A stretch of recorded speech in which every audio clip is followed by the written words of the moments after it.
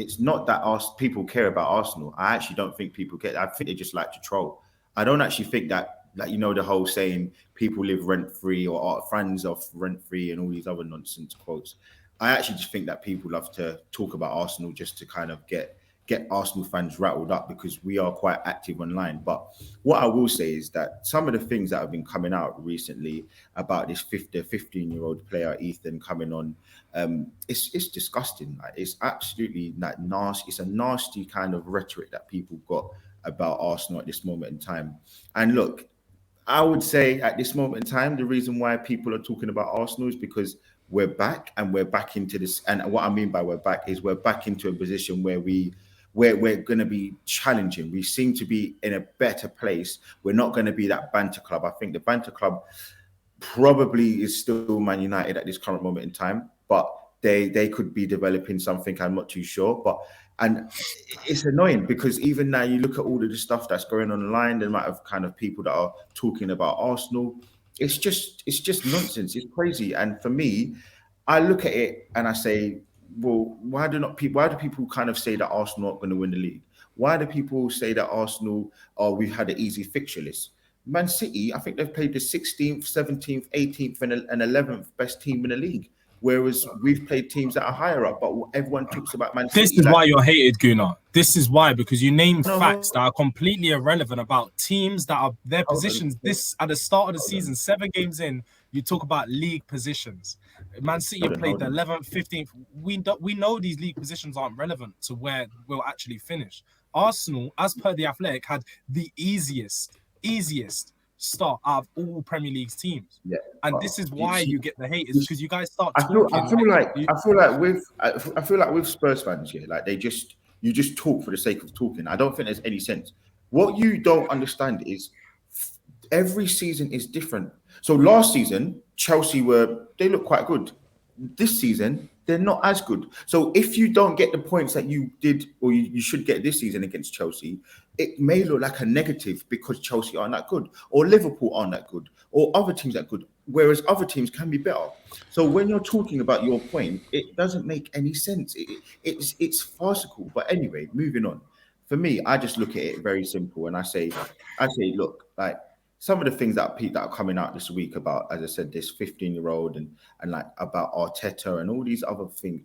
Look, to me, it just says that people are worried about Arsenal and they seem to think that Arsenal are getting some sort of threat in their mind or something along those lines. But I have no problem with the hate because, look, keep talking about us because we're going to keep proving people wrong. And that's what we're here for. We're here to keep proving people wrong.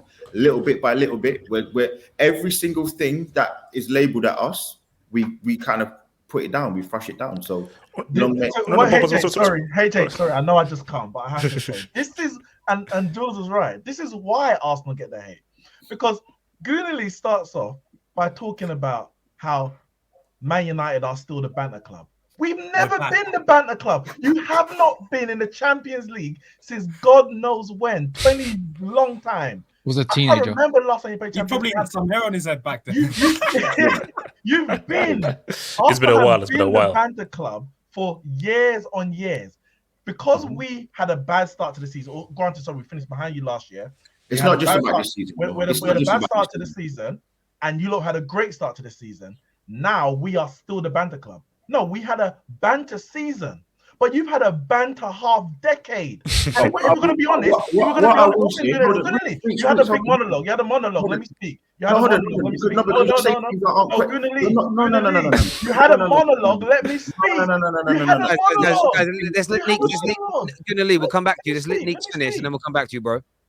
And for the level of our clubs, you've been a banter club since 2006. The Champions League final 2006, you haven't won a Champions League, you haven't won a Premier League since 2004. For the club of your stature, you've been a banter club since then. So us being bad for a year and 2 games does not replace you with the banter club. And this is why the Arsenal get hate, because you go on this run where things are very good for a short period of time, and we know that whether some say it out loud, some just think it, some are holding it back. You think you're back, but you're not. So we're here to level it out. You ain't Okay, that. all right. So Stop celebrating. That's it. All right. You have to settle down, man. Come back to reality, man. Come back to earth, bro. Hold on. All right, when you're finished. All right. So the first thing I've got to say is Man United haven't won anything for going on 6 years. So when you keep this is your 6 years. It's 6 years. I'm not saying it's 5 years, but go on, continue. Yeah. So you can't say that you're not part of that banter area. You're fully in the mud. Your You club are the banter club. Okay, hold on. Anyway, champion. To me, like this is just like semantics. I don't really care. Anyway, I don't care about all of that stuff. We're talking about Arsenal and why Arsenal are hated. And for me, as I said to you, there is no reason for the stuff and the ridicule that has come for this 15-year-old coming on the pitch. And I think that's a bigger token point. Why is that such a major issue that we've played a player that is Arsenal fans making a big deal about it though? No, bro. If you're young, if you're good enough, you play, bro. 15-year-old boy. This is. Do you know why you're not? Do you know why you're not? Do you know why you're nasty? As I said to you, because when it's Harvey Elliott, when it was Jack Wilshere, do you know when it was all these? I haven't said nothing about the kid, and you're throwing things in my direction that I haven't done. No, wait. No. Let me give a second, because as I haven't even finished. I haven't finished. To be fair, I didn't even finish. You finished long ago. I didn't even get to. I interrupted you. I didn't even finish. Let me just say. I didn't even finish. At the end of the day, as I said, right, for me, the ridicule coming against this player that's come onto the pitch and made his league debut, who is, again, you may not know, people may not know, but he's one of the most highly touted youngsters that we have at our club and in the country. Why can't he come on?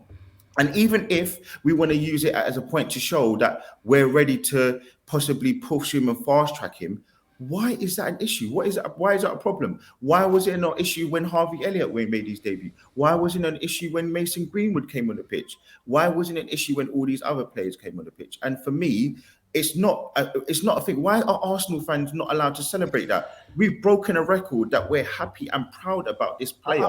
But why is it such a big deal? Like for me, okay, let me be honest with you, because I'm just looking at the Twitter thread right now. Wait, hold on. I'm just making it a big deal. Wait, see, I'm just looking at the Twitter thread right now, and I just saw Terry's response to TalkSport and then him getting blocked, because I was like, because you see, I don't know how much we can discuss about this, because I know what TalkSport are trying to do, because guys who've lived in England, we know what TalkSport was and what they are right now and what they're responding to, which is the changing of the media and so forth. And we know what they're trying to do, and they just can't do it as well as other guys. But my thing is that when I saw it, I was like, oh, what? Because my first thought was, what was I doing when I was 15? Oh, yeah, I was failing chemistry, biology, and wondering why I'm sitting in a freaking physics class. That's what they're doing. They're shutting everyone down, TalkSport. They're out here. Yeah, they're out here. No. But my thing is that I don't understand why it's such a big deal, because it's like, and I think someone just said it, if you're good enough, you're good enough. Simple as that. Because I remember, I don't know whether you guys remember Neil. You're old enough. You're old enough. I don't know what you're saying. Was. Oh, no. Wait, sorry. If you're good enough, you're old enough. Because I don't know whether you guys remember Neil Webb. He used to be part of, I think he was in the Italian 90 squad. His son, Luke Webb, went to my school. Everyone knew that. And he was part of the Arsenal setup. Everyone knew that, bro. Once this guy gets it, he's going to be that dude. But I think he got like a massive injury and Arsenal had to let him go. But we knew that even at 14 years old, like, no, this guy can easily start a Premier League game because he was that good. So my issue is that you can't assume it's self-indulgence, because you can't make that assumption. Because if I have seen 14 and 15-year-olds who are like, no, these guys are better than a lot of 30-year-olds that are out there. Martin Odegaard burst into the scene at 15. 15. Yeah, I remember. And I think that's when he got his Madrid. But the thing is, I think on this, what's the guy's name? Ethan Nwaneri. And it's like, for me, on this subject alone, I think there was three prominent people on TalkSport who made the comments about it. Danny Mills, Danny Murphy, and Jason Cundy. Now, Danny Mills and Danny Murphy, I didn't have a massive issue with their analysis or their reasoning behind why they had an issue with it, even though I think I don't agree with it, because their concerns were, well, I say concerns, their arguments were, well, how is it going to affect him? Which I think is a general point. It's a valid point, because it can either go, you can either be brilliant, and you can take it to another level. The pressure. But Meeks, they've attacked the idea of him coming on. I know. One second. Or it could go the other way. But you're never gonna know. Like at some point, you have to throw him into that pitch, and it's gonna affect him whether he's 15, 17, or 21. Now, yeah, 21-year-old may be able to deal with it better than a 15-year-old, but he may go on to another level because he got it at 15 than if he had to wait until he was 18, 19, 20. We don't know. You're throwing it out there. But two things that the two Dannies did say was that Arteta said it was just what do you say, a gut feeling, and they questioned that. You just put a 15-year-old on the Premier League pitch as a gut feeling. I don't know if it really. I'm not really buying it. That's not what he said. That's not what he said. That's not what who said. That's not what Arteta said. Go okay, on. No, that's fine. No, that's fine. But that's the point that they were making, because they were saying they think there's that's more not to Arteta it. said. But they're saying they think there's more to it. And as far as I've heard, there is more to it. The more to it is the fact that there's about 2 or 3 other Premier League clubs who are circling and want to take him. Obviously you can only get a youth contract before you're 6 years old. So I think they're giving him this opportunity, or putting him into this position to say, look, this is what can happen if you stay at Arsenal. So I think Jason Cundy went wrong by saying self-indulgent Arteta. I don't think Arteta was thinking about himself. Yeah, it would endear him to the fans a bit more, but I think the decision that Arteta made to put in there was more for the club's benefit. We want to keep this young player. We need to show this young player that staying at Arsenal is where you can make it into the Premier League, as opposed to going to X, Y, Z. So I don't think it was a gut feeling. I think it was a planned decision that if things are going good, let's give him that opportunity, because we want to give him we want to show him that Arsenal's the best place for him. And that's not the problem. I just want to say as well, regardless of what you think about him playing in the Premier League, he was playing under 23 football at 15.